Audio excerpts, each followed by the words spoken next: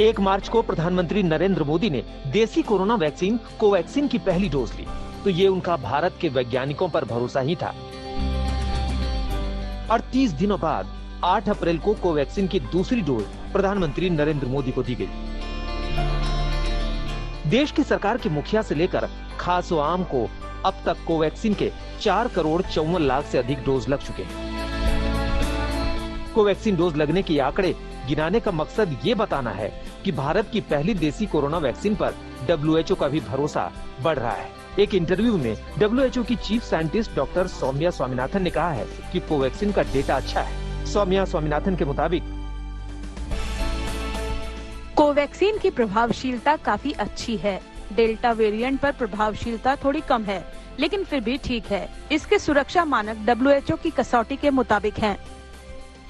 Doctor Soumya Swaminathan ने कहा कि कोवैक्सीन अच्छा डेटा दिखा रही है और फिलहाल डेल्टा वेरिएंट के खिलाफ भी कार्यरत साबित हो रही है।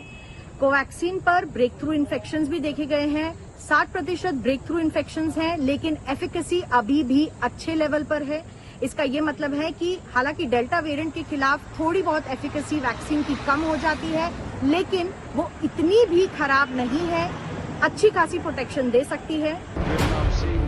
कोवैक्सीन को WHO की मंजूरी का इंतजार है। 23 जून को कोवैक्सीन निर्माताओं की WHO के अधिकारियों से मुलाकात हुई थी। एस्ट्राजेनेका की कोविशील्ड के साथ कोवैक्सीन को जब इमरजेंसी यूज की मंजूरी मिली थी, तब इसके अंतिम चरण के ट्रायल चल ही रहे थे। ऐसे में कोवैक्सीन को लेकर हंगामा हुआ था।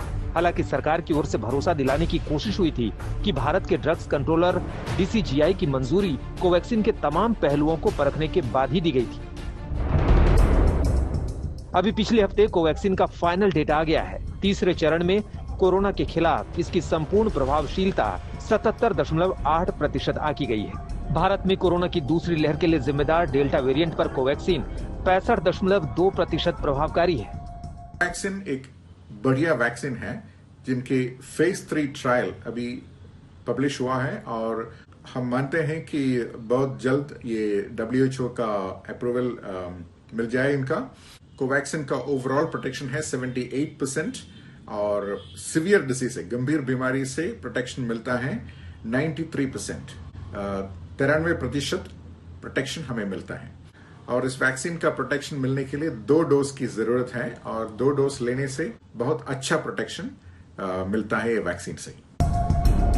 अब अगर कोवैक्सीन को WHO की हरी झंडी मिलती है, तो ये न सिर्फ भारत के लिए बल्कि कोवैक्सीन को इजाजत देने वाले Iran, Nepal, Mexico, Guyana, Paraguay, Mauritius और फिलीपींस जैसे देशों को भी सौगात मिलेगी। भारत में बने कोविशील्ड को नानुकुर के बाद ही सही, लेकिन यूरोप के अधिकतर देशों ने ट्रैवल का ग्रीन सिग्नल दे दिया है। अगर WHO कोवैक्सीन को अप्रूवल देता है, तो कोवैक्सीन के लिए भी ग्रीन पासपोर्ट हासिल करना आसान होगा।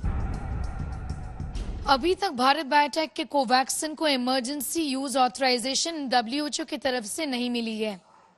इस वजह से इस वैक्सीन का एक परसेप्शन बना हुआ है कि ये वर्ल्ड वाइड एक्सेप्टेड नहीं है। जो ट्रैवल करना चाहते हैं बाहर, जो सफर करना चाहते हैं देश के बाहर, उनको भी प्रॉब्लम आ रही है क्योंकि उन लोगों ने कोवैक्सीन लगाई है। लेकिन इस बयान से ये देखा जा सकता है कि शायद वर्ल्ड हेल्थ ऑर्गेनाइजेशन ने इसके डेटा को अच्छे तरीके से एक्सेप्ट कर लिया है और जल्द ही इसे इमरजेंसी यूज ऑथराइजेशन दे दिया जाएगा। स्नेहा मुर्दानी, आज तक।